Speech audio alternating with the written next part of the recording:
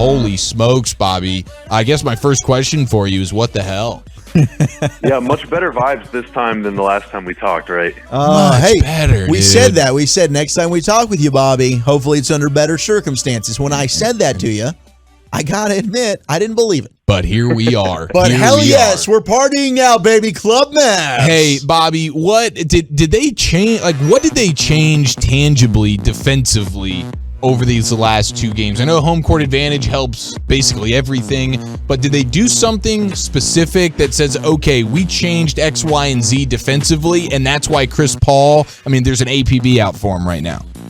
Yeah, I'm not going to pretend like I'm smart enough to know all the intricacies, but one big obvious thing, in game 2, they were really picking on Luka in the fourth quarter especially. Chris Paul and Devin Booker were taking turns on him, and then they were joking about it after the game.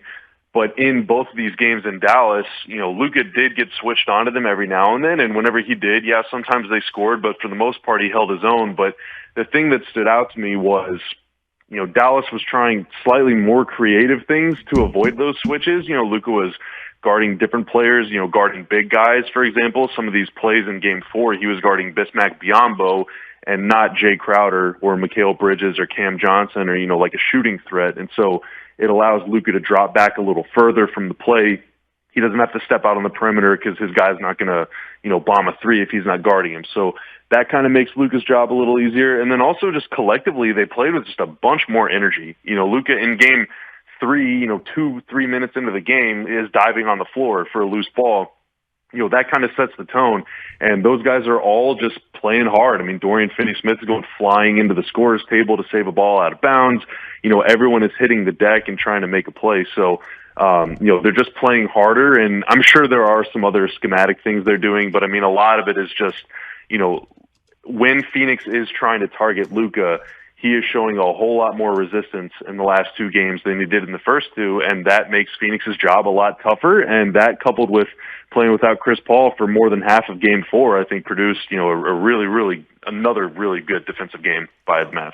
Bobby Karalla, Mavs.com, with us here on the Diamond Factory Hotline. And then the counter to that, obviously, is, the Mavs' success offensively, getting back to Maverick basketball. And, Jason Kidd talked about the team goal, a ball handler with 2 feet in the paint. When the ball touches the paint, it's a layup or a three. That's what he was preaching. How were the Mavs able to execute that in games 3 and 4 at home? Yeah, just attack. That's really all it was. And it was kind of in different ways, too. In the first 2 games, it was a lot of give the ball to Luka and clear out and let him play one-on-one, against the Suns' rotating cast of defenders. And Luka very patiently destroyed all of those guys one by one. But by the end of the game, he was kind of out of gas and no one really had any rhythm. And part of that was because Jalen Brunson was in foul trouble and so on and so on. But, coming out in Game 3 and then also in Game 4, it was a lot more Brunson on the ball early in the game. And instead of Luka having to face up guys and take them one-on-one, they were running him off some screens, forcing some switches. He was posting up on smaller guys, Chris Paul, Cam Payne, Cam Johnson, Phoenix's backup wing. He's had a really hard time defending Luka in this series. And even Mikal Bridges has struggled a little bit. But Luka in games 3 and 4 posted up 12 times. In games 1 and 2, posted up 7 times. So, he played with his back to the basket a little more, and that kind of allowed Jalen, I feel like, to just get a little more feel for the ball.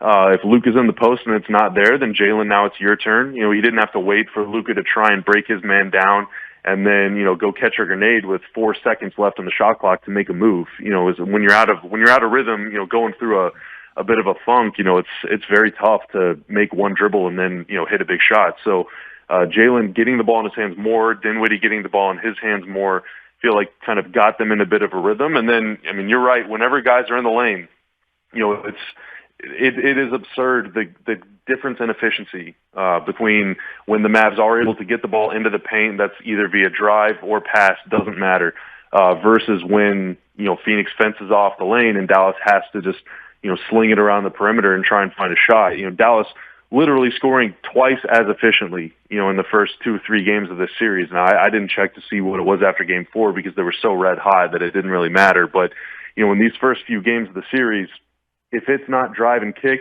or drive and finish, then it's usually going to be a missed shot. And, you have to shoot it well against Phoenix to beat them. Even on nights when Phoenix isn't shooting well, you still have to shoot really, really good in order to beat them because they are that good.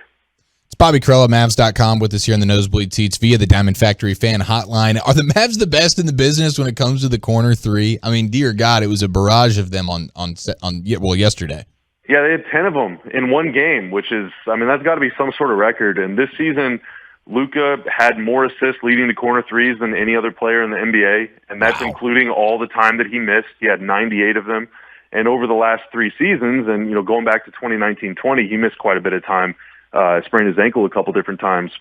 But over the last 3 seasons, he has 50 more assists leading to corner threes than the next best guy. That's Russell Westbrook. So, if you are a three-point shooter, and especially if you like shooting from the corners, then come play with Luka because you're going to get a ton of those looks.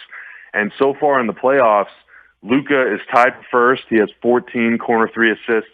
And then it's a 3-way tie. So next up is Spencer Dinwiddie with 13. And then next up in the tie with Ja Morant is Jalen Brunson with 12. So the 3 Mavs guards, again, this is all dribble penetration. If you're able to drive to the basket, beat your man, then all of a sudden you're pulling in Rudy Gobert. You're pulling in DeAndre Ayton or JaVale McGee. These guys that the Suns and Jazz are trying to hide on your poor shooters. Well, nobody is a bad shooter if they're wide open all the time. And so Dallas is just able to get a bunch of clean looks. And, Phoenix and Utah, 2 of the best defense in the NBA, they've not been able to figure it out. And so, I think the Mavs have figured something out, that's for sure. Man, what a big time salute to Luka for when you talk about like a guy who really makes others around him better. Yeah. The way he's able to set these dudes up, that's amazing, Crazy. man. That is really, really outstanding. Bobby Karalla, Mavs.com, with us here in the Nosebleed Seats. How confident are you that the Mavs can continue their defensive dominance on the road? Because that seems to be a pretty big Achilles heel for them, not even just in this series, but even in those Utah series. Like the home road splits from how many points they give up is pretty drastic. Yeah, their defensive rating, which is how many points you allow per 100 possessions, was below 110 in both games at home, which is really, really good. If in the playoffs, if you're like 106, 107, then you're probably, you're going to win the championship, basically. On the road, though, it was above 130 in both games 1 and 2, and Phoenix, I think, set the field goal percentage or effective field goal percentage record for a single game. In Game 2, they shot like 62, 63% from the floor. Some of that was just dumb shot making, to be honest. But we talked about it off the top. Luka's got to hold his own on the road for sure. And whenever you're in that hostile environment, you're going to get a slightly less friendly whistle. So you might be a little frustrated with what's going on offense. If the officials miss a foul, you might turn it over because you got hit on the arm and they didn't see it, and then that's a run-out dunk. So you just have to maintain your composure for sure. Namely Luka, but also everybody. And then you have to play with a bunch of energy, regardless of what's going on. Generally, role players are going to play better at home, so I would expect better performances from Johnson, Payne, McGee, and all these. Landry Shamet, I feel like, hasn't really had a good game yet. So, a couple of those guys are probably going to pop off in Game 5, but you just have to, you got to stay poised. You have to keep your composure and hope that after 48 minutes, you can outmath those guys and hit more threes than they can twos. And in the games where that's been the case, Dallas has been competitive or outright won the game. And in, Game 2 in particular, things can unravel very quickly, as we saw if you have even like 2 or 3 really, really bad minutes against Phoenix. They will absolutely punish you. So you just have to maintain your composure. That's the first and foremost, most important thing for them to keep in mind going into tomorrow night. Are they finally sending you to Phoenix for Game 5?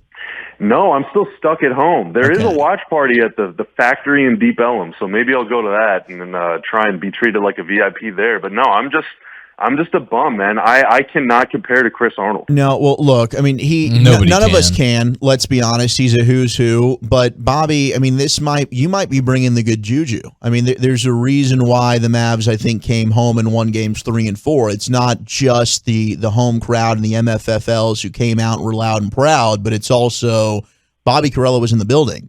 Yeah, the closer I am to Dorian Finney-Smith, the better he plays. So I think they should let me sit on the bench. I think that would just be totally cool and good. Bobby, one thing that it just irritated me, I sent out a tweet about this yesterday, was just people finding little tiny things to just complain about Luka. And to me, I'm just defensive over Luka. One, it's like he's the reason the Mavericks are now relevant again, and it's fun to have playoff basketball, isn't it? This is fun to be back here where we haven't been since 2011. But what's your take on how Luka's handled his emotions and what we've seen with maybe some of his frustrations not getting certain foul calls, as you kind of alluded to with your previous answer, and maybe not hustling back defensively? I mean, I thought he did a decent job of it yesterday as he immediately came back, was able to draw a very big charge. I think it was on CP3, if I'm not mistaken. Might have been Devin Booker. You can correct me if I'm wrong. But just I'm curious your thoughts over on how Luka's been able to contain himself so far through the first 4 games of this series. Yeah, I mean, he complains a lot. That's been a big problem for him throughout his career, and he got suspended. Well, he got his suspension rescinded or whatever, right at the very end of the year. He picked up his 16th technical foul, and that's been something that has been a problem for him throughout his career. But, nobody is perfect. That's what I would say. And I think, like, the thing I've kept telling myself, especially once it became clear that Luka was going to be, like, really good. So, like, November 2019, first month of his second season, and Luka's just killing everybody. I was thinking, like, yes, he's got some flaws. He takes some bad shots. Sometimes his step-back threes are like, bro, what are you doing? Just, go past that guy. Or, hey, stop complaining, keep your head in the game. Like, I used to get, like, big mad. Teenage Bobby used to get real mad about, Mavs losses, or, like, if Dirk would have a bad game or whatever. And, looking back on that time in my life, whenever that was supposed to be the best era of Mavs basketball ever, I spent a lot of that time mad that they lost to the Magic and Thunder instead of that they beat the Warriors and Celtics. Like, I would get more mad about the bad stuff than I would be happy about the good stuff. And so then Luka comes along, and I'm like, all right, I'm older now and much more wise, and I have some gray hairs, but I just keep telling myself, like, whenever Luka's gone, be it on another team or retired or whatever happens to Luka 10, 20 years from now, like, do I really want to look back on my experience watching one of the greatest basketball players of all time, which, Luka already is. Let's be real. He's already one of the best players ever. Do I want to look back on that time and remember myself getting mad that he picked up some techs, or do I want to remember myself enjoying how much better he is than everybody else? And, like, that's an easy decision.